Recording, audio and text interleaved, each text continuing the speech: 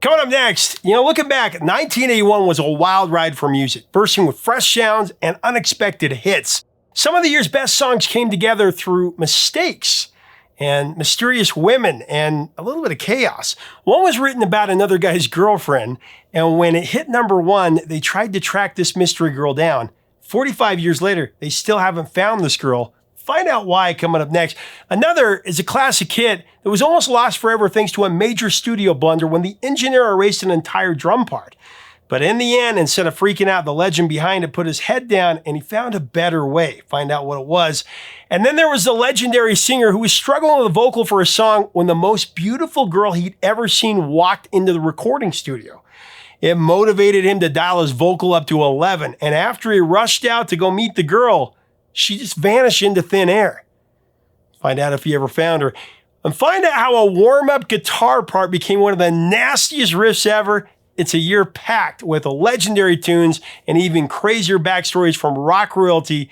We're going to count down the top 10 songs from 1981, coming up next on Professor of Rock. Hey, music junkies, Professor of Rock, always here to celebrate the greatest artists and the greatest songs of all time, especially today. Man, we got a good one for you. If you remember the Be Kind rewind sticker on the VHS rental tapes when you take them back, you're going to dig this channel of deep musical nostalgia. I got a lot of dirty looks for not rewinding my tapes. Make sure to click below, subscribe, click the white button so you know when our great stuff comes out. Also, check us out at professorofrock.com, 24-hour music channel there. We're adding some great stuff, including interviews with athletes and actors, and I really think you're going to dig it, professorofrock.com. Man, we got a great one for you today. We're counting down the 10 best songs of 1981. Man, 1981, it was hard to narrow the 50 songs I originally had written down to 10. Oh man, this was such a crazy year, and the stories are just as good as the songs. It was a crazy year of mystery women and botched recordings and happy accidents that turned into legendary songs. So let's get the countdown rolling right now. Coming in at number 10 on the top 10 songs of 1981, we've got a song about a mystery girl who's never been found. And believe me, a lot of people have looked for her. Talking about Jesse's Girl by Rick Springfield.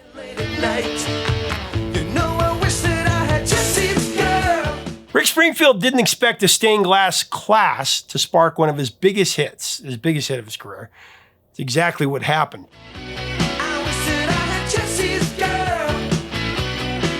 He'd signed up for the class alongside his friend Gary and Gary's girlfriend, who was pretty hot. As the sessions went on, Rick found himself drawn to this girl, though of course she was already taken.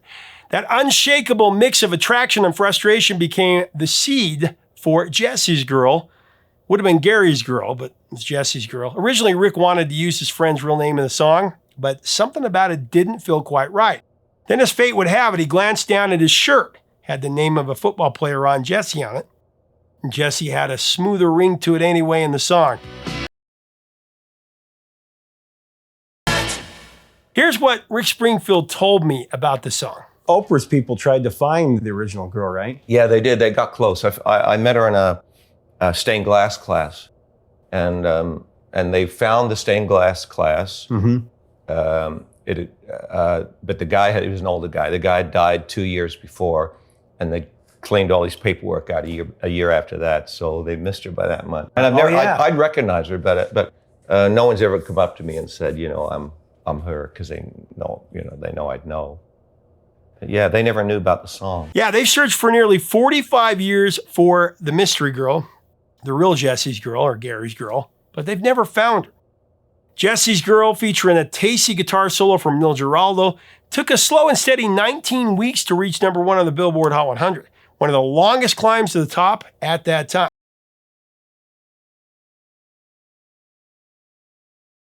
But once it got there, it held strong for 2 weeks. It became Rick Springfield's only chart-topping hit and earned him a Grammy for Best Male Vocal Performance.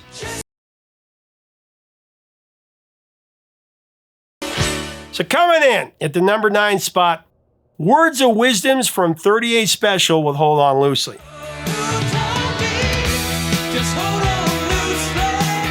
So Jeff Carlisi, Don Barnes, and Jim Peterick of Survivor at that time collaborated on Hold On Loosely.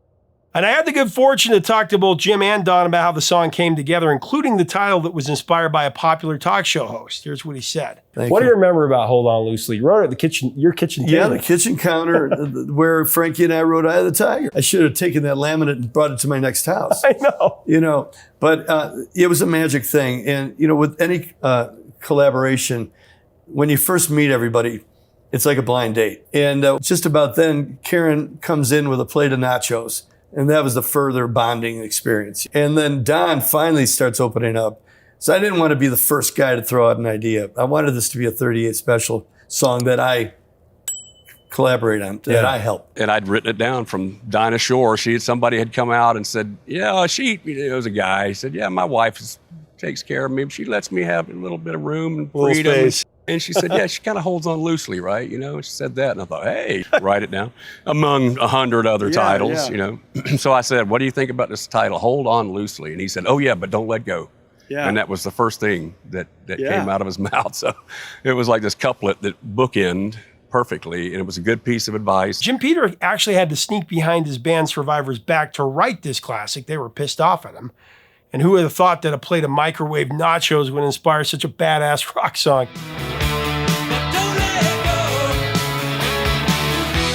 38 Specials Hold On Loosely with a super vocal performance by Don Barnes, a guy that doesn't get his due.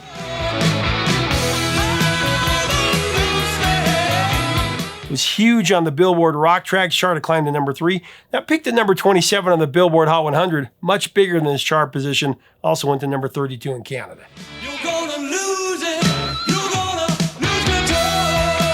Next up on our countdown are the top 10 songs of 1981. It was a comeback hit for the teenage prodigy who broke out with the Spencer Davis Group back in 1966 when he was only 17. At number 8, I got Steve Winwood with While You See a Chance.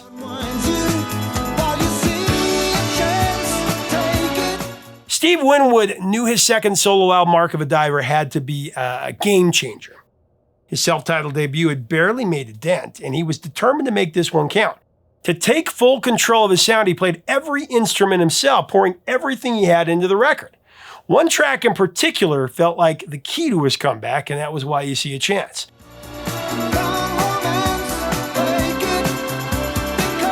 But just as the song was coming together, disaster struck in a big way. The recording engineer, a guy named Nobby Clark, who was by no means a rookie, accidentally erased the drum intro, leaving a gaping hole at the start of the track. It truly was a disaster, but instead of scrapping it and freaking out like most artists would, Steve Winwood leaned into the mistake. He let the song build more gradually.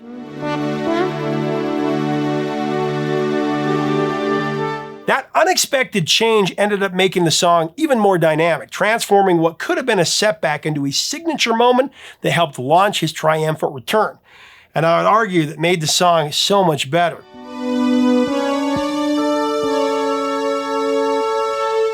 With no way to fully restore the lost drum intro, Steve got creative. He got a Mini Moog solo he'd originally played at the end of the song and repurposed it for the opening. Talk about turning a mistake into an absolute hit. Proved that necessity really is the mother of invention.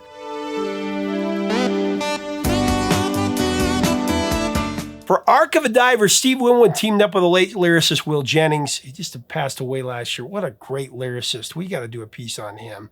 His songwriting credits included hits for Barry Manilow, B.B. King, Joe Cocker, and the Crusaders, just to name a few. He also co-wrote Higher Love with Steve Winwood.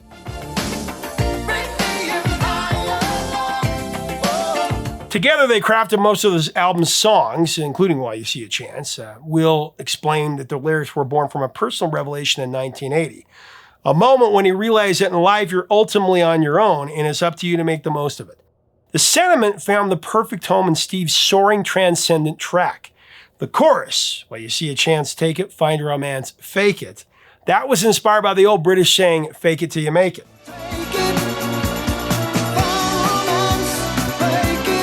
While You See a Chance, it became the return to the high life that Steve had wanted. It was a multi-format smash. It went to number 2 on the mainstream rock chart, went to number 17 on the adult contemporary chart, and it went to number 7 on the Billboard Hot 100. It was also a number 3 hit in Canada, so a triple threat across those charts.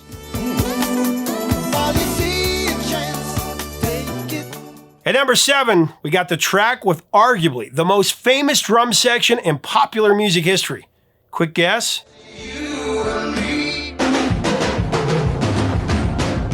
Yep, Phil Collins' haunting opus, In the Air Tonight, from his first solo album, Face Value. We've talked about this one a lot. The booming drum section on In the Air Tonight is so powerful and so iconic, it's incredible to find out it wasn't planned at all. Phil Collins had said that the legendary drum fill wasn't something he meticulously planned, it just kind of happened. He simply started playing when the moment felt right, letting instinct just take over. The unique thunderous drum sound was actually the result of a happy accident in the studio. Again, like I said, mistakes and mystery women on this one.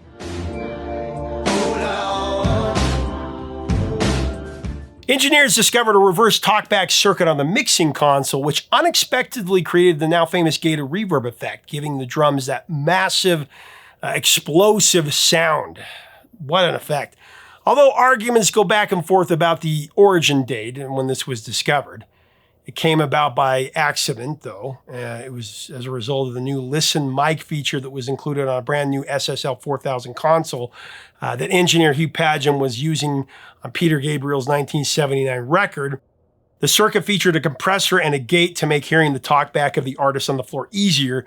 But when drummer Phil Collins played while it was on, the unique magic of the feature was revealed, and it really hit its full effect on In the Air Tonight.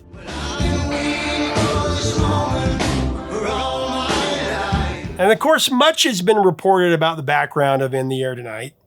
It's pretty much common knowledge that the song was written, while Phil was going through his horrible divorce with his first wife, Andra. He wrote the song spontaneously, just letting his anger and his frustration pour out of him in the lyrics. Phil also sang the vocal with no clear plan of attack. That was completely spontaneous as well. Everyone knows the urban legend has come about, that Phil witnessed a drowning incident where someone stood by and refused to help. Collins was too far away, to help, and he could only watch the guy drowning, which is where that lyric came from. It's what people say. Of course, over the years, the story has taken on a life of its own. There have been a lot of variations to the story. Some even claim Collins once exposed the guilty party at a concert while performing the song. And of course, none of it is true, unfortunately. It's about his divorce, plain and simple. The hurt doesn't show, but the pain still grows. Even though the song came out in 81, it sounds as compelling now as it did back then. Song reached number 1 in a lot of countries: Austria, the Netherlands, Sweden, Switzerland, and West Germany. Went to number 2 in the UK, but only went to number 19 here in America. A head scratcher for sure.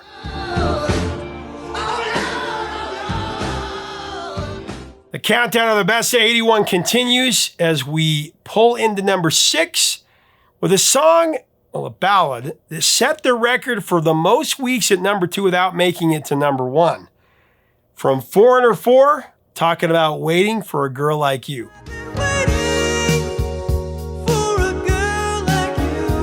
Waiting for a Girl Like You was just such a great song. It deserved to be number 1 for just 1 week. But for 10 weeks, it was denied. First by Olivia Newton-John's Physical, and then for a week by I Can't Go For That No Can Do by Daryl Hall and John Oates.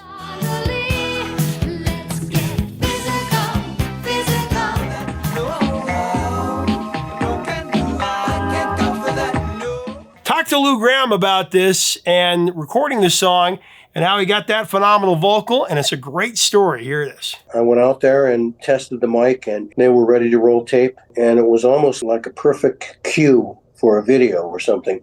As soon as the Thomas Dolby swirls with the synthesizer,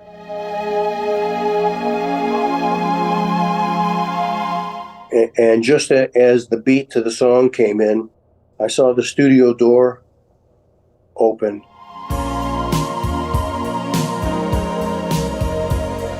And this very attractive young woman in a winter coat and almost like a Russian Kosov hat, came walking down the steps.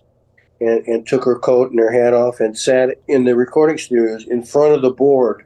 There's always a sofa so people could sit and listen while there was the recording going on. And she came right in and took her coat and her hat off and sat down, not smiling, not expressionless, but you know, she was listening intently, but she wasn't there to blow kisses at me or anything. You know, she was just listening, and she listened intently, and I did a couple takes, and they were both good takes, and I think at the end of the last take, I really hit that high note at the end, right on, you know. I, of course, had to wait until the bottom of the song tailed off, and then we were done.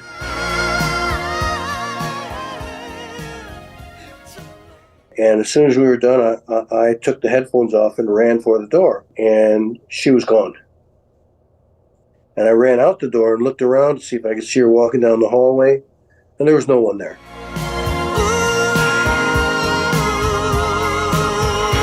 Now, I know I wasn't imagining things. I'm sure she was there.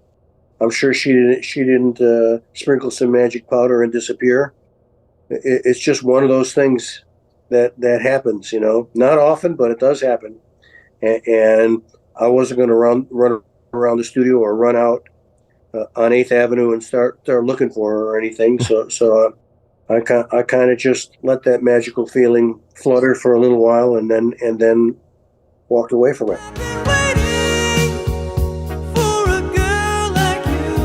And Mick certainly saw it.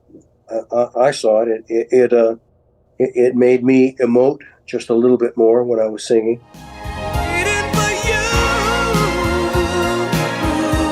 They did not see her, which I'm not sure how they couldn't have seen her, but it made me think afterwards that they may have, knowing Mick and Mutt's sense of humor, they may have hired somebody to come in and do exactly what she did, just to get my heart pumping a little faster, you know? 10 weeks at number 2. I mean, we're not even 10 weeks into the year 2025. Waiting for a Girl Like You, it was held out of the number 1 spot, but it did make it to number 1 on the mainstream rock chart. So there's that.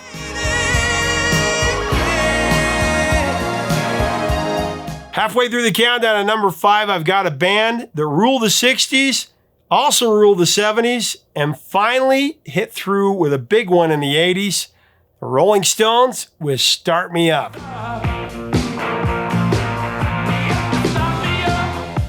mean, you think about it, 1981 was a massive year for the Stones. Tattoo You sold over 4 million copies in the US alone. And the fervor began with Start Me Up. In many ways, a consummate Stones tune with a high-octane vocal by Mick, Ronnie and Keith's fiery dual guitar attack, and, you know, lyrics that pushed the envelope for top 40 radio acceptance.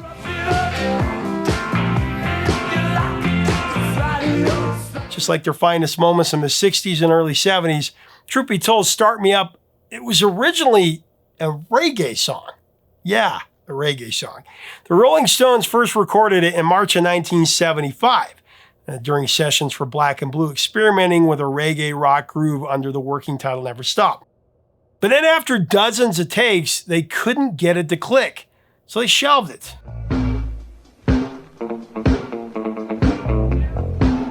Then 3 years later, they gave it another shot during the Some Girl session in early 78, this time leaning more into the rock sound of it.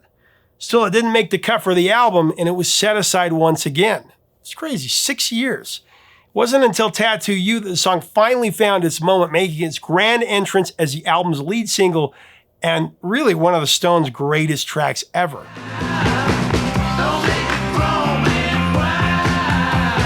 How many people could sit on a number 1 hit for 6 years? Only the Stones, right?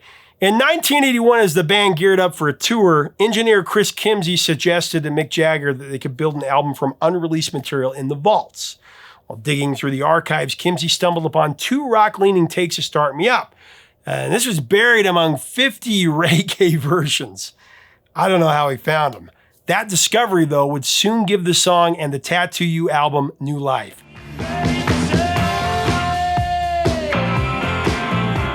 So the iconic thump in Start Me Up, that came from Bob Clearmountain's bathroom reverb technique. This involved recording some of the vocals and drum tracks with a speaker set up in the bathroom of New York City's Power Station studio.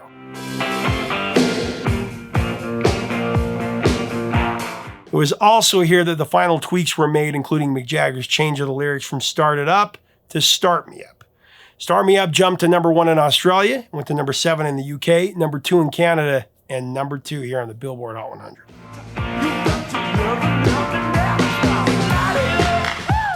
Well, we made it to #4 in the top 10 songs of 81 on our countdown, and we got a song written by Sting before the formation of the Police. Coming in at #4, I've got Every Little Thing She Does Is Magic.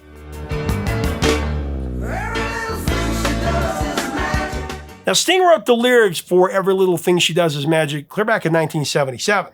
When the Police started to generate international stardom, he brought it to his bandmates, Stuart Copeland and Andy Summers. The trio were very reluctant to record this song because they thought it was just too soft. I actually spoke with Sting about how they eventually got over their doubts and made it one of their best. Here's what they told me about it. If I had to pick a lyric from your entire career, I think that might be my favorite. Do I have to tell the story of 1,000 rainy days since we first met? It's a big enough umbrella, but it's always me that ends up getting wet.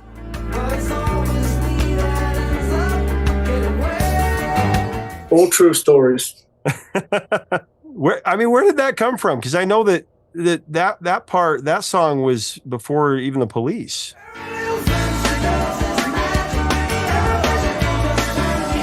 It was. I wrote that in a little basement in Bayswater, and 3 doors down there was this very pretty blonde girl with green eyes, and I sort of took a fancy to her, and I didn't have the nerve to talk to her for about 2 years. I'm now married to that woman. So that line was really about her. Oh yeah, boy does she know it. Jean-Alain Roussel joined the Police on Every Little Thing She Does Is Magic to provide some really cool keyboard parts to the track.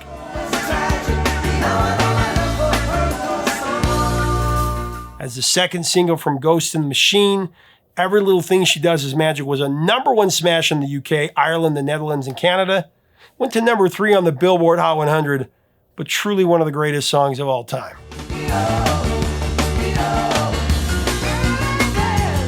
Coming in at #3 on our top 10 songs of 1981 countdown, it's one of the most heartwarming and bittersweet tracks of the entire rock era. From one of the purest voices ever, Same Old Lang Syne by Dan Fogelberg.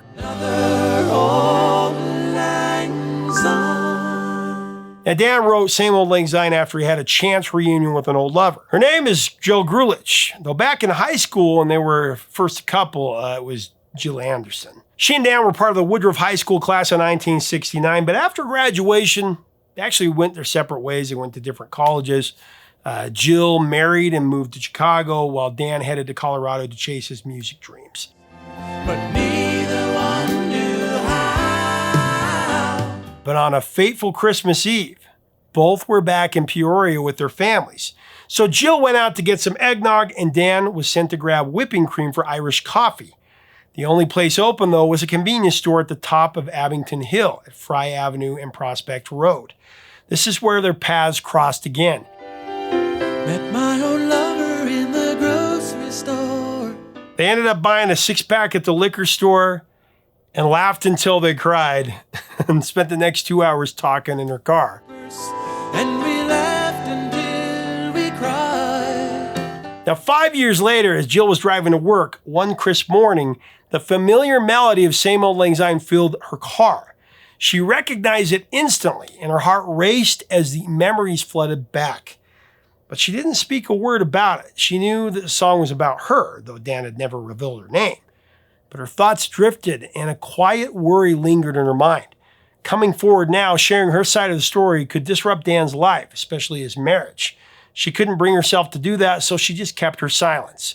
Kept her warm and safe and dry. Now, when Jill first heard the lyrics to Same Old Lang Syne, she couldn't help but notice a couple of things didn't quite match up. Poetic license. For one, her eyes weren't blue, they were green.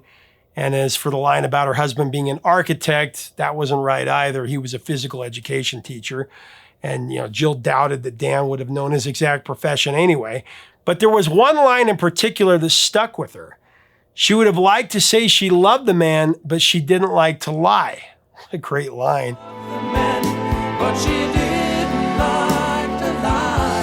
Now, Jill never spoke about it, but by the time the song hit the airwaves, she had already divorced her husband.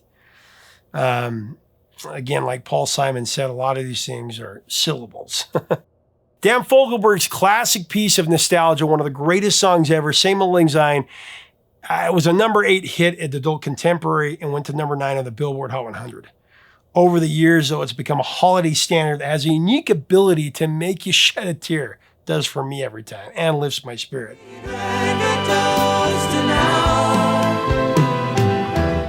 Dan Fogelberg, as I've said so many times, was truly a one-of-a-kind artist. One of my favorite singers ever, and for my money, the purest singer of the rock era, bar none. Felt that old familiar pain. So we're rocking the top 10 songs on 1981 on this countdown, and the track sitting at the bridesmaid position at number 2 needs no introduction. You just have to hear the first few seconds, and you'll start moving your head to the beat.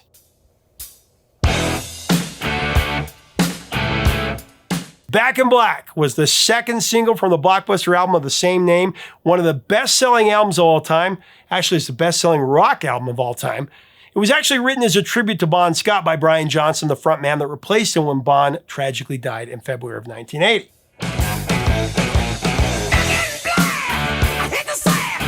Actually, in a 2009 interview with Mojo Magazine, Brian recalled the pressure he felt when the band asked him to write lyrics for this song.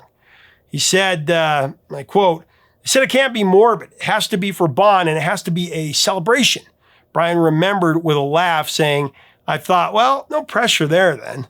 But despite the weight of the request, he simply wrote down whatever came to him, thinking it was all just rambling nonsense at the time. 9 lives, cat's eyes, abusing every one of them, and running wild. To his surprise, the band immediately understood. They saw Bon's life reflected in these words, and it all clicked. 9 lives, cat's eyes, abusing everyone. The band came up with the title before they even started writing the song, though. Malcolm Young had actually been playing the main guitar riff for years. He was using it as a warm-up tune. This one came from Malcolm. So underrated.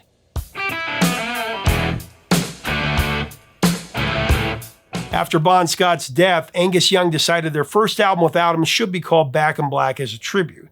From there, they built the song around that powerful phrase. And imagine that it came from a warm-up exercise. I love that.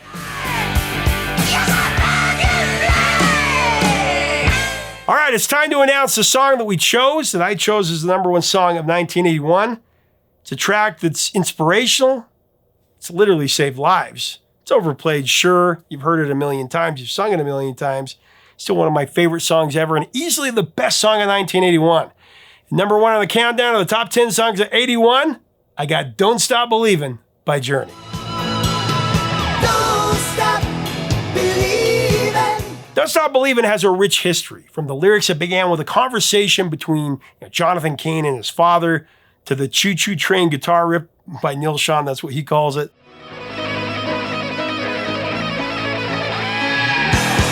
The one that the label told him that would never work. Here's what all the guys said about Don't Stop Believin'. Steve was honing it in, melody-wise, and singing everything. I remember he had a really bad cold, and he left at 5 o'clock in the afternoon, and we finished the track without him. And before you knew it, then I had a B section, and then I rewrote all the bass parts, decided I wanted to put some Jack Bruce in there, and counter melody. Yeah. That kind of makes the thing move. It makes it bop. And then that prompted Steve Smith to come up with the very unique drum beat that he came up with. Boom, boom, boom, boom. Because if you really listen to the tempo, if it was played, straight 4/4, like, Right. it would have been really boring. We created timeless music. And Steve and I and Neil, agreed that we wanted to be on the radio That was our biggest dream. You know, like, what's the biggest rush?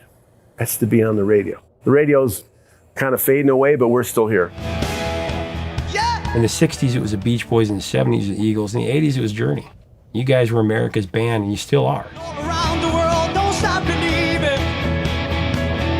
I give really huge respect to what they do and to the legacy that they have built all these years. So I am just trying to follow the blueprint that Mr. Perry has left behind. You know, it's an amazing, it's an incomparable blueprint. I mean, nobody can top it. Nobody can touch it. I'm just so happy to be here. Grateful to be here enough to be able to continue the legacy. Yeah. And wow, it's given me and my family a great life.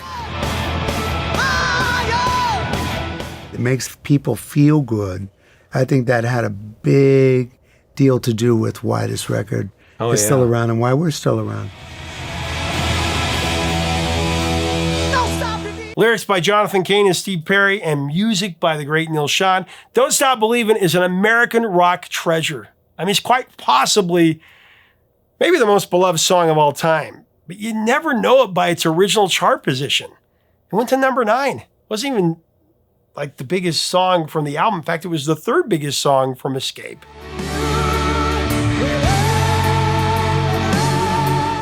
Basically, it stiffed in the UK. It went to number 62. But, you know, when I say those stats out loud, it's hard to believe this is true. But you know what? It's number 1 in our hearts, number 1 forever. Actually, Forbes called it the number 1 song of all time. Don't stop. All right, I got to give some honorable mentions here. I can't leave out Betty Davis Eyes by Kim Carnes. After all, on Billboard's year-end survey, it was the biggest single of 81.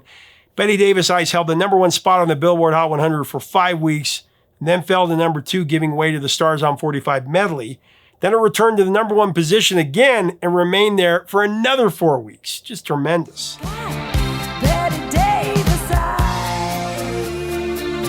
Our second honorable mention for the top songs of 81's got to go to REO, the Speedwagon.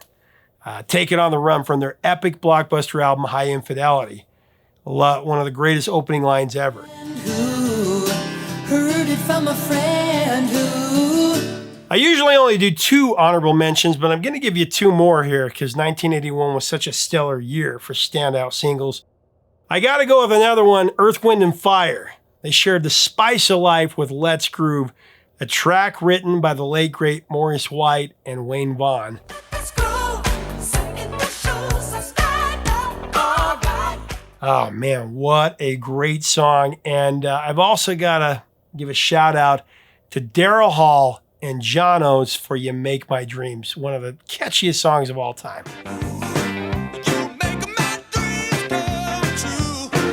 Thanks for hanging out with us on our countdown of the top 10 songs of 81, including some very worthy honorable mentions. I could have included 5 or 10 more. Can't wait to see your comments. Make sure to leave us a comment about your memories. What is your top 10 of 1981? Where did I go wrong? How did I do? And your memories about these songs and these lyrics and these stories. This is all about keeping the music alive. So make sure to subscribe below to be a permanent part of our community. I love this music. 81, what a stellar year. Until next time, 3 chords and the truth, my friends.